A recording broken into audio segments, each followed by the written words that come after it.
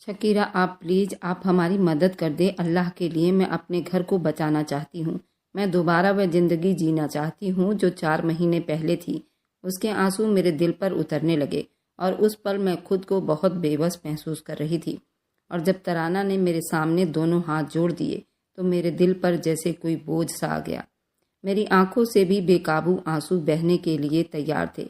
उस पल मुझे बहुत एहसास हुआ कि जब इंसान से गलती हो जाए तो उसे अपनी घमंड को कितने नीचे ले जाना पड़ता है।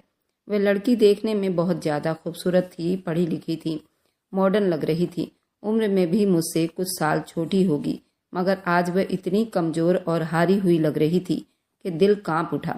मैंने जल्दी आगे बढ़कर उसके हाथ थामे और नरमी से नीचे कर दिए, फिर उसे अपने गले से लगा लिया। उसकी हालत देखकर मेरा दिल दुख गया था। मैं जानती थी उस वक्त कोई भी शब्द उसके दुख को कम नहीं कर सकता था।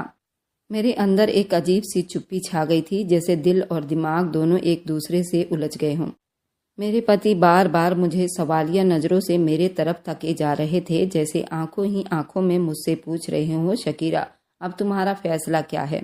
लेकिन मेरे होंठों पर जैसे चुप्पी लग गई थी। मैं चाहकर भी कोई जवाब न दे पाई थी। दिल कह रहा था उन्हें हाँ कर दूं, मगर अकल बार बार मुझे रोक रही थी। मैंने दोनों पति और पत्नी को देखकर, जो अब एक दूसरे के लिए अजनबी बन चुके थे, मगर उनकी आंखों में अभी भी वही पुरानी मोहब्बत झलक रही थी, मुझे उन पर तरस आने लगा। शायद एहसास इंसान को इंसान बनाता है।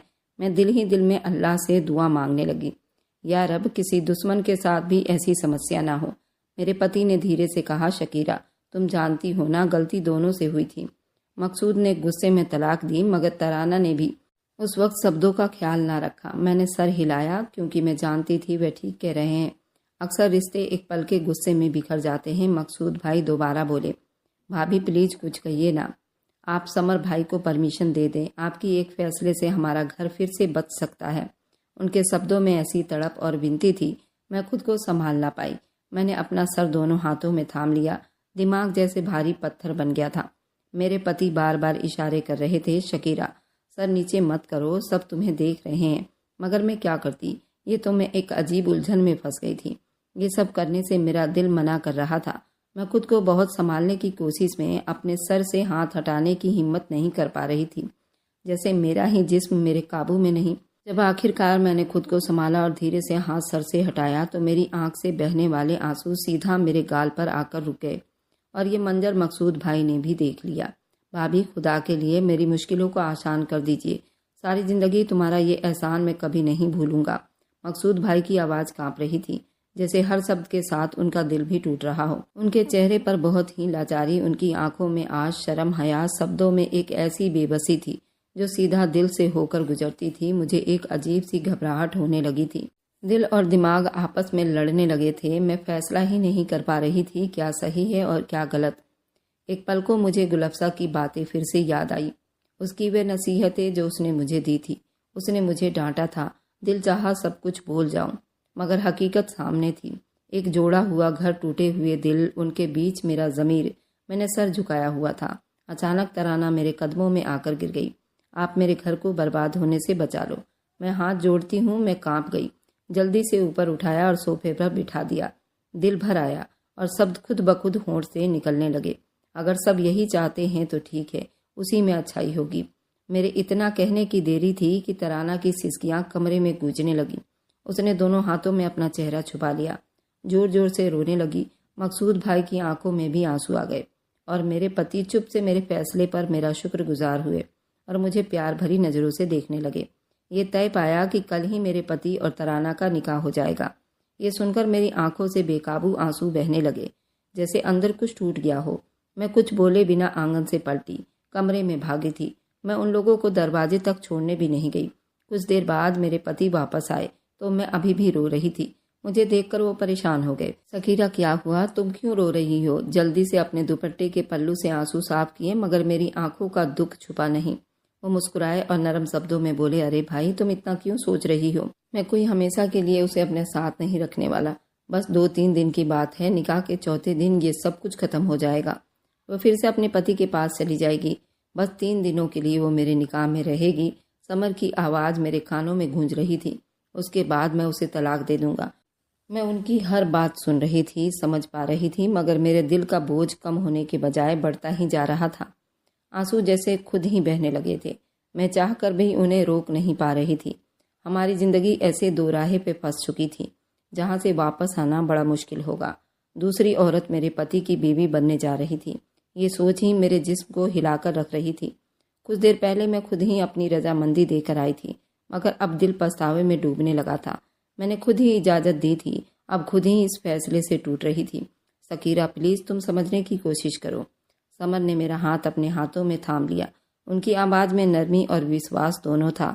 ये सब सिर्फ कुछ वक्त के लिए है, बस ये सोचो हमारी एक नेकी से किसी का घर दोबारा जुड़ सकता है। मेरा हाथ सहलाते जैसे मेरे दिल की आग को बुझाने की कोशिश कर रहे हों। मैंने धीरे से अपना सर उनके कंधे पर रख दिया। उनके पास में एक पल को सुकून महसूस हुआ, मगर दिल के अंदर तूफान अभी भी चल रहा था। उनकी मोहब्बत ही मेरी सबसे बड़ी कमजोरी थी, इसलिए मैंने हाँ कर दी थी, शायद इसी उम्मीद पर कि सब ठीक हो जाएगा। मैंने खुद को तसल्ली दी, शायद उसी में अच्छाई हो। आखिर हम किसी की मदद ही तो कर रहे हैं, अल्लाह हमें उसका सिला जरूर देगा। लेकिन मुझे क्या मालूम था कि मैं अपनी ज़िंदगी का सबसे बड़ा इम्तहान देने जा रही हूँ। वह रात जैसे जहर में डूबी हुई थी। मैंने करवटें बदल कर बिताई थी। आंखें बंद होते दिल चीख उठता था, आंखें खुलती जा रही थी और ख्याल कांटे बनकर चुभने लगे थे। मेरी बेटी, मेरा पति गहरी नींद में थे और मैं बिल्कुल अकेले जाग रही थी, आंसुओं में वजू करती हुई, अल्लाह से दुआ मांगती हुई। सुबह कब हो गई मुझे पता ही नहीं चला। मेरी आंख खुली तो तकिया भीग चुका था। दिल जैसे दोबारा टूटने लगा था। आज वह दिन था, मेरे पति के निकाह। मैंने खुद को संभालने की बहुत कोशिश की, मगर आवाज़ कांप रही थी। समर, मुझे मेरे मायके छोड़ाओ प्लीज। वे चौंक गए। उनके चेहरे पर हल्की सी गुस्सा दिखाई दिया था। शकीरा, तुम फिर वही बातें लेकर बैठ गई हो, अब बस भी करो। उनके हिसाब से मैं नाराज़ थी, मगर मैं जानती थी वो मेरे अंदर के तूफान को अच्छी तरह समझ पा रहे हैं। क्या तुम मेरे निकाह में शामिल नहीं होगी शकीरा? समर ने नरमी से कहा, मगर अजीब शब्दों में पूछा। मैं ये सब तुम्हारी इजाज़त से ही तो कर रहा हूँ। अगर तुम मायके चली गई तो बाद में ये कहोगी तुम्हारे पति ने तुम्हारे पीठ पीछे दूसरी शादी कर ली। मैं ये इल्ज़ाम अपने सर नहीं लेना चाहता, मगर शब्द मेरे दिल पर तीर की तरह लगे। मैं चुप हो गई, क्योंकि वे ठीक ही तो कह रहे थे। मैं ये बात किसी से कहना भी तो नहीं चाहती थी। चुपचाप सर झुकाए बैठी रही। शायद चुप रहना इस वक्त बहुत ज़रूरी था और मेरा सबसे बड़ा सहारा था। मैंने दिल पर पत्थर रखा, धीरे से कहा, ठीक है, मैं आज आपके साथ चलूंगी अपनी सौतन को लेने। ये शब्द अपने ही कानों को चुभ गए। मेरा दिल कट गया। सौतन, ये शब्द ही मेरे जिस्म को जख्मी कर गया। अगले दिन इतवार का दिन था। समर ने दफ्तर की 2-3 दिन की छुट्टी ली थी। उन्होंने 2-4 दिनों में मेरी जिंदगी बिल्कुल बर्बाद होनी थी और सब कुछ बदल जाना था। उनकी तैयारी देखकर मेरे दिल में डर सा बैठ गया, जैसे कोई नया तूफान आने वाला हो। मैं कुछ नहीं बोल पाई, बस धीरे धीरे अपने कामों में लगी रही। नाश्ता किया, घर साफ किया, सब कुछ मामूली के हिसाब से चल रहा था, मगर अंदर से जैसे मैं पत्थर बनी जा रही थी। जब सब काम खत्म हुआ, मैं कमरे में गई तो देखा समर खुद ही अपने कपड़े इस्त्री कर रहे थे। ये मंजर देखकर एक पल को लगा, ये सब क्या हो रहा है? वे कभी औरतों के साथ इस तरह का काम नहीं करते थे। आज पहली बार ये देखकर मुझे बहुत अजीब लगा, मगर अगले ही पल हकीकत का एहसास हुआ और मुस्कुराहट आंसुओं में बदल गई। मैंने महसूस किया वे उन्हीं कपड़ों को इस्त्री कर रहे थे जो वे निकाह में पहनने वाले थे। दिल जैसे मुट्ठी में आ गया, सांस लेना मुश्किल हो गया। मैंने जल्दी से अपनी आंखों में आने वाली आंसुओं को अपने हाथ से साफ किया और उनके पास जाकर धीरे से कहा, आप थोड़ा आराम कर लो, मैं कर लेती हूँ। उन्होंने मेरी तरफ देखा, हल्का सा मुस्कुराकर बोले, तुम सारा दिन काम करती रहती हो शकीरा, मैं तो सुबह से फ्री बैठा हूँ, मुझे करने दो, बल्कि अपने भी कपड़े लाकर दे दो। मैं अपने पति समर को देखते ही रह गई। एक पल में वो कैसे बदल चुके थे मुझे तो अंदाजा ही नहीं था, और मैं ये नहीं जानती थी उनके गुनाह उन्हीं को ले डूबेगी। उनके शब्दों की नरमी ने मेरे दिल के जख्मों पर थोड़ा सा नमक छिड़कने का काम किया। मैं जानती थी मेरे दुख को महसूस कर रहे थे, मगर उनके पास भी कोई रास्ता नहीं था। मैंने बस इतना कहा, ठीक है आप कर लो, लेकिन मेरे अंदर एक तूफान फिर से जाग उठा था। लाओ जुबीन के कपड़े प्रेस कर देता हूँ, समर ने मुस्कुराते हुए कहा। तो मैं पल भर को उन्हें देखती रह गई। उनके शब्दों में नरमी आई थी, जैसे वे दिल की हालत समझ रहे हों। मेरे दिल में एक लहर से उठी थी, दुख और मोहब्बत की मिली जुली हालत थी। मैं धीरे से अलमारी की तरफ बढ़ी, दरवाज़ा खोला, अपना एक जोड़ा निकाल कर उन्हें दे दिया। मेरी बेटी के छोटे छोटे कपड़े देखकर मेरे होठों पर एक उदासी सी मुस्कुराहट आई। उसके तो कपड़े खुद ही सीधे रहते थे, उन्हें स्त्री करने की क्या ज़रूरत थी? मैंने धीरे से कहा, लेकिन दिल के अंदर जैसे कोई तूफान मच रहा हो। मेरा दिल खून के आंसू रो रहा था। आज अपने ही पति के निकाह पर जाने के लिए तैयार बैठी थी। ये सोच ही मेरे सीने को चीर देने के लिए काफ़ी थे। भले ही मैंने खुद इजाज़त दी थी, क्योंकि मैं अपने पति से बेहद मोहब्बत करती थी। मुझे नहीं पता था इसके बाद मेरी दुनिया वीरान हो जाएगी, मगर एक औरत के लिए इससे बड़ा इम्तिहान और कोई नहीं हो सकता। मेरे लिए ये दिन मेरी ज़िंदगी का सबसे कठिन दिनों की शुरुआत थी। दोपहर के करीब घड़ी में 2 बज चुके थे। मकसूद भाई के घर पर ही ये निकाह का प्रोग्राम रखा गया था। मेरे पति ने कहा, हम शाम को 5 बजे निकल जाएंगे। मैं वहीं मस्जिद में असर का नमाज पढ़ लूँगा। उनकी आवाज़ में अलग ही खुशी झलक रही थी। मेरे लिए तो ऐसा था जैसे मौत से पहले की डॉक्टर ने कह दिया हो कि तुम्हारी जान बच गई हो। सब कुछ तय किए गए मामूली के हिसाब से चल रहा था। कैब बुक हो चुकी थी। मैं और समर, मेरी बेटी, तीनों एक ही कैब में थे। पति के चेहरे पर अजीब सी कैफियत थी, जैसे वो मुझसे कुछ छुपाना चाह रहे हों। जैसे मैंने उनको अपने सुहागरात के दिन देखा था, उनके चेहरे पर ऐसे ही असर थे। और ये सब देखकर मेरा दिल अंदर से सुलग उठा था और मैं अपने पूरे दिल से उस रस्म को कोस रही थी जो इंसान ने खुद अपने मतलब के लिए बनाया है। मैंने एक दिल से दुआ की, अल्लाह ये सब मेरी नज़रों से गायब हो जाए। लेकिन मुझे नहीं पता था ये दुआ इतनी जल्दी कबूल हो जाएगी और ये सब कुछ एक तूफान की तरह आएगा और बहा कर ले जाएगा। मैं अपने पति की तरफ नहीं देख पा रही थी। मुझे बहुत गुस्सा आ रहा था। मेरे आंखों से बहने वाले आंसू जैसे मेरे बेबसी की गवाही थी। समर बार बार मुझे तसल्ली देने की कोशिश करते रहे, शकीरा अकल से काम लो, क्या बच्चों की तरह रो रही हो? सब कुछ ठीक हो जाएगा, बस 3-4 दिन की ही तो बात है। उनके शब्दों में तसल्ली थी, मगर दिल में तूफान था। मैं खुद से कह रही थी 3 दिन, मगर 3 दिनों में मेरी दुनिया बदल जाएगी। कुछ देर बाद मकसूद भाई का घर आ जाएगा। दरवाजे पर पहुंचकर मकसूद भाई ने कहा, मैं बाहर ही रहूंगा, तुम अंदर चले जाओ। उनकी आंखों में भी आंसू थे और एक अनजाना सा दुख भी। वे दरवाजा खोलकर अंदर दाखिल हुए। मकसूद भाई वहां से उठकर बाहर जा चुके थे। शायद वे जौहर की नमाज के लिए जा रहे थे। मैं बस उन्हें देखकर हल्का सा सलाम कर सकी। घर के अंदर बहुत ही चुप्पी छाई हुई थी। मैं धीरे धीरे चलती हुई तराना के कमरे तक पहुंच गई। वो बेड पर बैठी थी। आंखों में आंसू नहीं थे, मगर चेहरे पर एक गहरी वीरानी थी। ऐसा लग रहा था जैसे उसने सब कुछ स्वीकार कर लिया हो, मगर दिल अभी भी रो रहा था। मैंने उसके पास जाकर नरमी से उसका हाथ थाम लिया। देखो तराना, जो हो गया सो हो गया, अब बस भी करो। अब ये सब रस्म है और कुछ दिनों की बात है, फिर तुम्हारी जिंदगी वापस ठीक हो जाएगी। वह चुप रही, मगर उसके आंखों में नमी सब कुछ कह गई। मैंने दिल ही दिल में दुआ मांगी, या अल्लाह, किसी औरत के किस्मत में ऐसा दिन कभी न लिखना।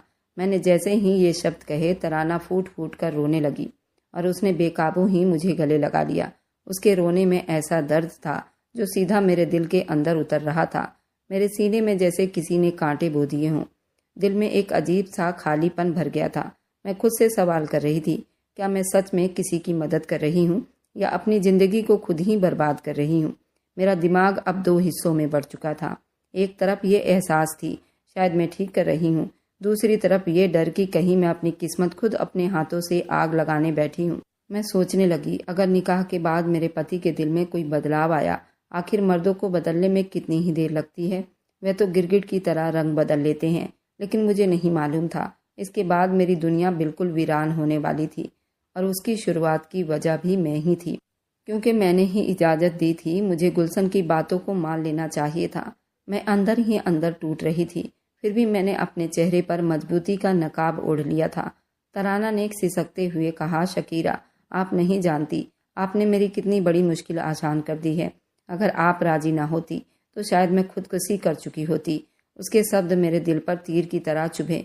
मैंने एक गहरी सांस ली। शायद सच में मैं कोई नेकी कर रही हूँ, लेकिन मेरे अपने जिस्म में एक आग उबल रहा था। आधे घंटे के बाद हम दोनों वहाँ आकर बैठ गए। माहौल में चुप्पी बदल गया। दिल बोझ में था। कुछ ही देर में मकसूद भाई, समर भी अंदर आ गए। उनके साथ निकाह के लिए मौलवी साहब भी आए थे, गवाह वाले भी थे।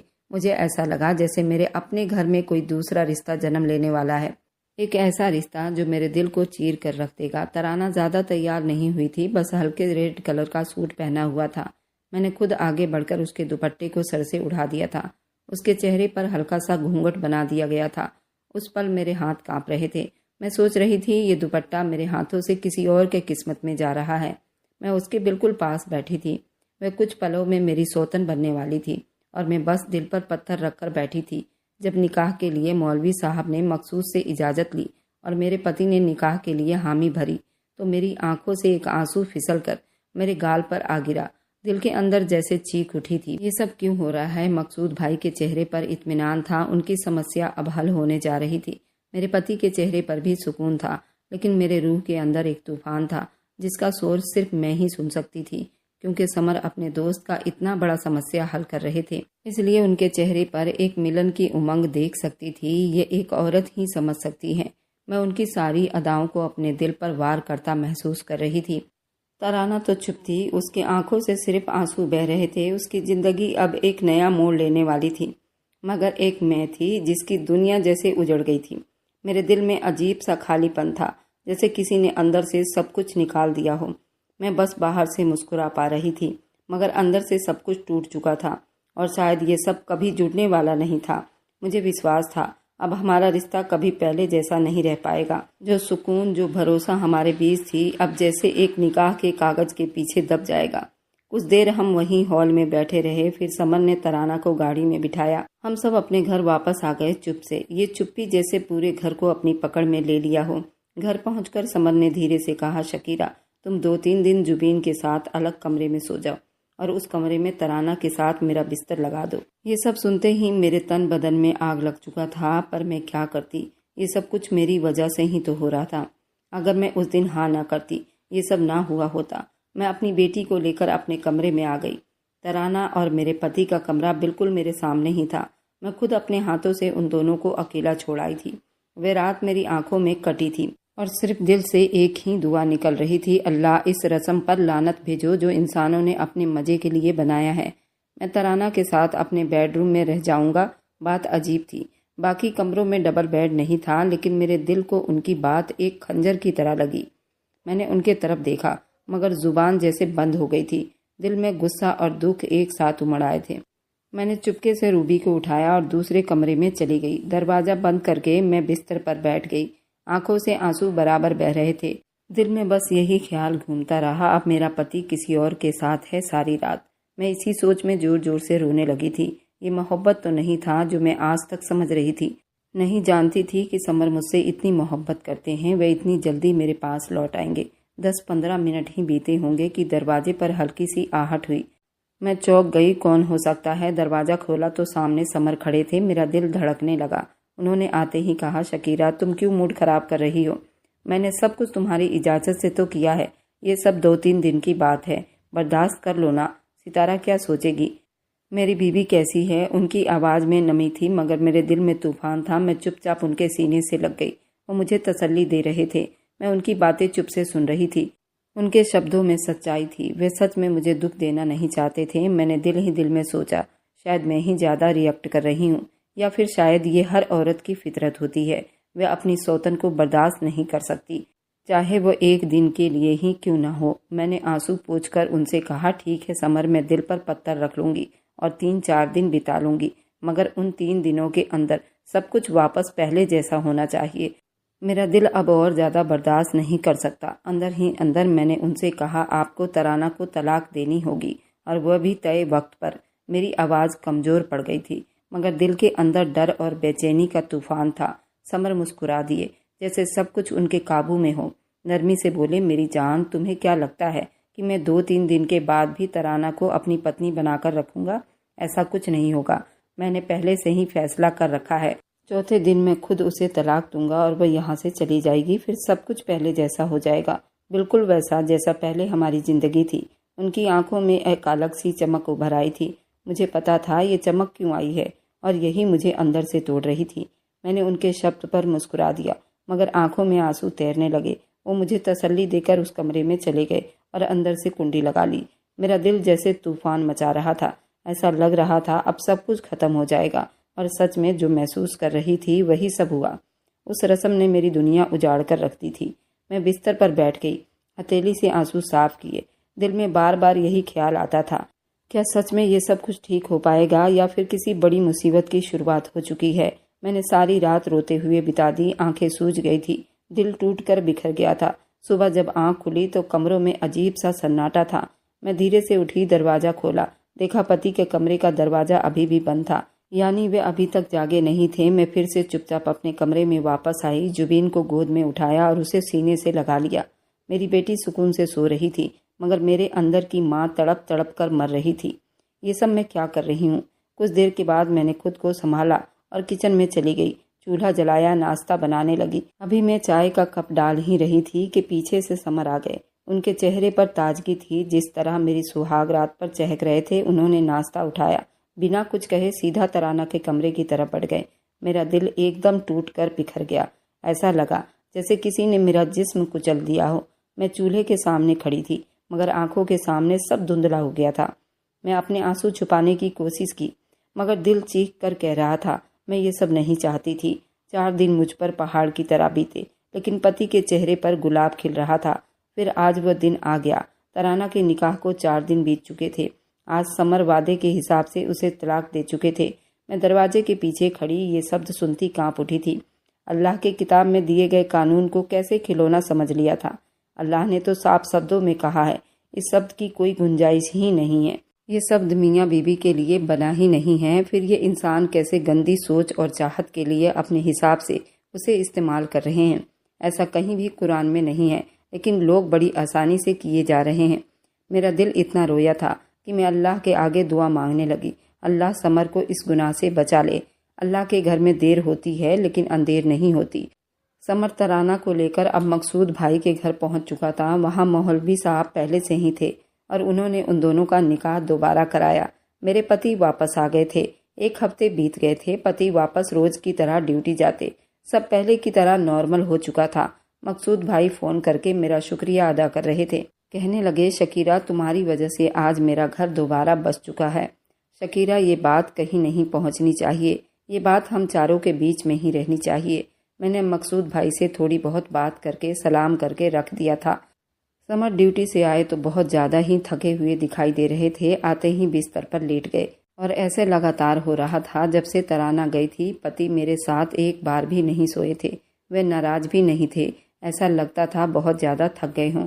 15 दिन के अंदर तो उनकी हालत इतनी ख़राब हो गई कि मुझे उनको अस्पताल में एडमिट कराना पड़ा था।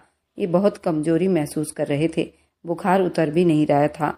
डॉक्टर ने 1 हफ्ते की दवाई दी और डिस्चार्ज कर दिया। मुझे तो पहले बिल्कुल नॉर्मल लग रहा था, यूं ही बुखार होगा, लेकिन 1 हफ्ते के बाद भी दवाई से कोई फ़र्क नहीं पड़ा। उनका वज़न लगातार घटता ही जा रहा था। अब कि मैंने डॉक्टर बदल लिया था और दूसरी जगह उनको एडमिट करवा लिया था। मेरी तो दुनिया ही हिलती हुई नज़र आ रही थी। इधर मेरी इतनी छोटी सी बच्ची थी, उधर पति की भी तबीयत लगातार गिरती जा रही थी। मकसूद भाई भी अस्पताल में थे। डॉक्टर के पूरा चेकअप करने से जो रिपोर्ट मेरे सामने आई, मेरे पैरों तले से ज़मीन निकली थी। मेरे पति को एड्स हो गया था और बहुत जल्दी उनके पूरे बॉडी को हावी कर चुका था। और एक दिन ऐसा आया जिसने मेरी पूरी दुनिया उजाड़ दी। मेरे पति का इंतकाल हो गया था। मकसूद भाई, तराना भी बहुत परेशान थे। उनका कफन दफन किया गया। मकसूद भाई मेरा पूरा सपोर्ट कर रहे थे, लेकिन उनकी वजह से जो कुछ हो गया था वह कभी वापस नहीं आ सकता था। तराना और मकसूद भाई बहुत शर्मिंदा रहते थे। वो मुझसे नज़रें नहीं मिला पा रहे थे। मेरे पति के इंतकाल को 6 महीने बीत चुके थे। मेरा सारा खर्चा मकसूद भाई ही चला रहे थे और उन्होंने कहा था, तुम्हें कुछ भी सोचने की ज़रूरत नहीं, तुम मेरी बहन जैसी हो। उनकी बीवी तराना ने मुझे बहुत माफ़ी मांगी थी और कहा था, हमने भी डॉक्टर को चेकअप करवाया है और हम दोनों पति पत्नी को ही एड्स हो गया है, लेकिन डॉक्टर का कहना है कि दवाइयों से रिकवर हो जाएगा। मेरी वजह से आपके पति की जान गई है। मैं इसके लिए बहुत शर्मिंदा हूँ। मेरा निकाह जब उनसे हुआ था, उस 4 दिन में उन्होंने मेरे साथ न जाने कितनी बार किया था। बार बार यही कह रहे थे, बस 4 दिन है मेरे पास। अगर ये सब नहीं होगा तो इस रस्म का कोई मतलब नहीं। ये सब तो करना ही पड़ेगा। मुझे भी उनसे छुटकारा चाहिए था, तो मैंने उनको कुछ भी ना कहा। और 4 दिन वो मेरे जिस्म को पूरा चाट चुके थे। उन्होंने न जाने उस 4 दिनों में कितनी बार किया था। मेरी तो बस हो गई थी, लेकिन वे नहीं थके थे। शायद उन्होंने इसके लिए एनर्जी ड्रिंक भी ली थी, जिसकी वजह से वे लगातार ये सब करते जा रहे थे। चौथे दिन तो मुझे चला भी नहीं जा रहा था, लेकिन मैं ये सब सहन कर गई, क्योंकि मुझे अपने पति को दोबारा पाना था। ये सब बात करके वो रोने लगी थी और कहा कि आप मुझे माफ़ कर दो, मैं भी बहुत गुनहगार हूँ। इसी तरह वे लोग मेरा पूरा खर्च उठाते रहे। अब समर को गुजरे 4 साल हो चुके थे। तराना का भाई विदेश में रहता था। 1-2 बार मेरे घर भी आया था और उसे शायद मैं पसंद आ गई थी। उसने अपनी बहन से मेरे बारे में बात की। तराना ने डरते डरते ये बात मुझ तक पहुंचाई थी। तराना का भाई कंवारा था और उम्र में मुझसे छोटा था, लेकिन उसे मैं पसंद आ गई थी। वो मेरे साथ निकाह करना चाहता था। मकसूद भाई ने भी मुझसे कई बार पूछा, अगर तुम अच्छा समझो तो ये निकाह कर सकती हो, नहीं तो मैं पूरी ज़िंदगी तुम्हें खिला सकता हूँ। तुम्हारी बेटी को अच्छे स्कूल में पढ़ाऊँगा। लेकिन मैं भी अपनी ज़िंदगी को दोबारा से जीने का सोचा और तराना के भाई साजिद से मैंने निकाह कर लिया। मेरी बेटी 6 साल की थी। साजिद सच में मुझसे बहुत प्यार करता था। उसने कभी मुझे ये महसूस नहीं करवाया कि मैं शादीशुदा थी। मैं एक बच्चे की माँ थी। वह हमेशा मुझसे इस तरह प्यार करता जैसे मैं कोई कुंवारी लड़की हूँ। मेरी बेटी को भी अपनी जान से ज़्यादा चाहता था। साजिद ने कभी मेरी पिछली ज़िंदगी के बारे में कुछ नहीं पूछा था और ना ही मैंने कभी साजिद को कुछ बताया था। लेकिन आगे बस इतना ही कहना चाहूँगी, हलाला को लेकर लोगों के दिमाग में कई गलतफहमियाँ हैं। लोग तो ऐसे बताते हैं जैसे कि ये सब हमारे कुरान में है, लेकिन मैं बता दूं, कुरान में साफ साफ इस चीज़ से परहेज करने को बताया गया है। औरत और मर्द को दोनों को इस सब से दूर रहने को कहा गया है। जब शब्द कहने से इतना परहेज है, फिर ये सब रस्म झूठी और ये सब गंदे सोच का नतीजा है। मेरे पति भी इस गुनाह में इस दुनिया से चले गए। अल्लाह ने दुनिया में ही उन पर अजाब नाजिल कर दिया और तराना और मकसूद भाई की भी कोई औलाद नहीं है। अल्लाह ने उनको भी बेऔलाद कर दिया। अल्लाह सभी गुनहगारों को सज़ा ज़रूर देता है, लेकिन इंसान को महसूस देर में होती है। मेरे 3 बच्चे हैं, 2 बेटा और 1 बेटी। साजिद बहुत ही अच्छा इंसान है। जितनी उसकी तारीफ़ करूं उतना ही कम है। अल्लाह ने मुझे हर बुराई से बचा लिया। अब आप लोग बताइए, क्या मैंने साजिद से निकाह करके अच्छा किया या गलत? और मेरी वीडियो आप लोग जहां कहीं से भी देखते हैं, कमेंट में अपने शहर और राज्य का नाम ज़रूर बताएं। मुझे आप लोगों के कमेंट पढ़ने में बहुत आनंद आता है और उन सभी का मैं बहुत बहुत धन्यवाद करना चाहती हूँ जो लोग मेरी वीडियो को देखते हैं, लाइक करते हैं और शेयर करते हैं। अगर आपको आज की कहानी पसंद आई है तो वीडियो को ज़रूर लाइक कीजिएगा और अपने दोस्तों के साथ शेयर भी कीजिएगा। और हाँ, अगर आपने अभी तक हमारे चैनल को सब्सक्राइब नहीं किया है तो ज़रूर सब्सक्राइब कर लें। मिलते हैं हम अपनी कल की एक और नई दिलचस्प कहानी के साथ। मुझ पर सदा अपना प्यार और स्नेह बनाए रखें। सभी को मेरा प्यार भरा नमस्कार। दोस्तों, खुश रहें, स्वस्थ रहें, मस्त रहें।